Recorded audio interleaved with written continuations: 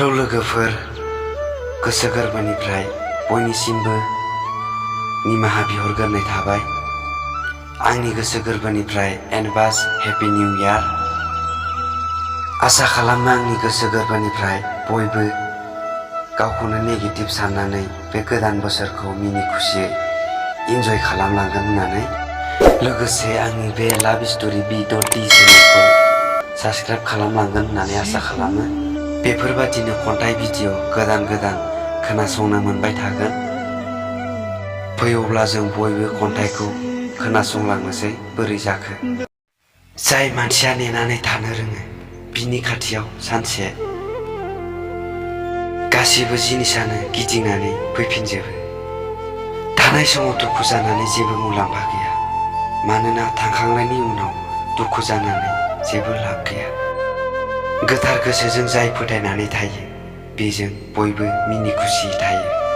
जोंनि सिनायथिया बेनो, जेराव गोजानाव थाब्लाबो बियो माब्लाबाबो खोनासंनो हाया। नोंनि न'खरनि मानसिनि थाखाय जाय गारनानै थांदों बियो नोंखौ माब्लाबाबो मोजां मोनाखै। जिउआव गावनि अनगा गुबुनखौ माब्लाबाबो फोथायनानै थानाङा, नाथाय नों जायखौ फोथायनानै थायो बियो नोंखौ सानसे हेंथा होनानै गालांगोन। जाय नोंखौ नोंनि थाखाय मोदै बोहैहोनो हायो बियो नोंखौ माब्लाबाबो गारनानै थाङा। जिउआव जाय नोंखौ फोथायनानै आगान होनो रोंदों बेसो नोंनि न'खरखौ सालायलांनो हागोन, गावखौनो मानिनानै सोलिलांनो हागोन। जाय नोंखौ गावनि गांनाय उखैनाय दोननानै नोंनि थाखाय सानदों बिसो नोंखौ गोसो गोरबोजों मोजां मोनो। गोरान दालायाव बानानै थानाय दाउआ बे दालाया बायलांगोन होननानै गावखौनो फोथायो बियो गावनि बिमा बिफानि सायावसो। बिनिखायनो गावनि गोसोआव फोथायनाय थानांगौ।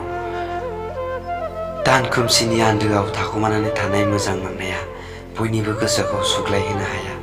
थाखुमा मालायनि सिगाङाव गावनि बाथ्राखौ बुंनाया दानि जुगाव मानोना हेंथा जानानै फैग्रा जालायलांबाय।